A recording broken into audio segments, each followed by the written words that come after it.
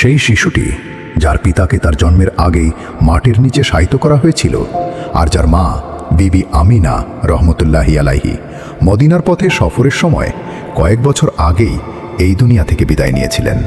তখন তিনি ছিলেন মাত্র 8 বছরের শিশু, কিন্তু তার কপাল থেকে এক অদ্ভুত নূর ঝলমল করত।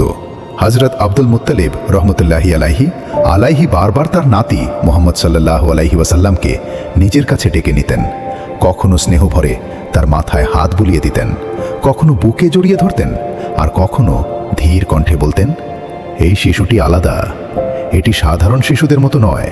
তারপর তিনি নিজের ছেলেদের দিকে তাকালেন, ঠোঁট কাঁপছিল, বললেন, আমার কথা মন দিয়ে শোনো, এই শিশুটির হেফাজত এখন তোমাদের সবচেয়ে বড় দায়িত্ব।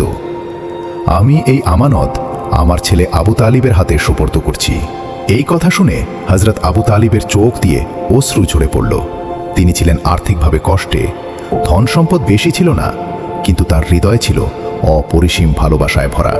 তিনি বাবার দিকে তাকিয়ে বললেন, আব্বাজান, আপনি নিশ্চিন্ত থাকুন, আমি এই শিশুটির রক্ষা নিজের প্রাণের চেয়েও বেশি করব।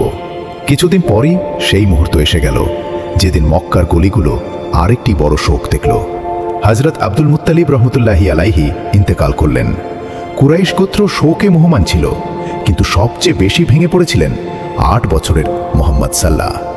আগে বাবার ছায়া, তারপর মায়ের স্নেহ, এবার দাদার আশ্রয়ও উঠে গেল। চোখ দিয়ে অশ্রু ঝরছিল, কিন্তু মুখে ছিল এক অদ্ভুত ধৈর্য। অন্য কোনো শিশু হলে হয়তো জোরে কাঁদত, কিন্তু তিনি নীরবে আকাশের দিকে তাকিয়েছিলেন, যেন সেখান থেকেই তার হৃদয়ে সান্ত্বনা নেমে আসছিল। আল্লাহ তাআলা এই কষ্ট তার প্রিয় নবী সাল্লাল্লাহু আলাইহি ওয়াসাল্লামকে এই জন্যই দেখিয়েছিলেন, যাতে আগত উম্মত ধৈর্য ও আল্লাহর উপর ভরসা করতে শেখে।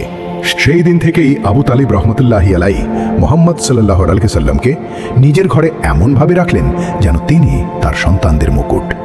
ঘর ছিল ছোট, খাবারে প্রায়ই ঘাটতি থাকত, কিন্তু যখনই মুহাম্মদ সাল্লাল্লাহু আলাইহি ওয়াসাল্লাম তাদের সঙ্গে বসতেন, বরকত নেমে আসত।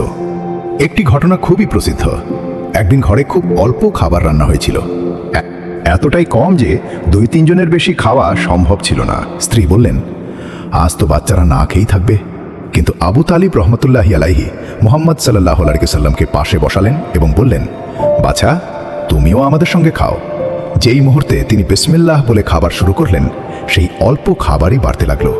সব বাচ্চা খেয়ে, ঘরের সবাই খেয়ে, আর থালায় খাবার তারপরও রয়ে গেল। বিবি বিস্ময়ে বললেন, এটা কেমন করামত? পরবর্তী কাহিনীর জন্য পার্ট 11 অবশ্যই দেখবেন।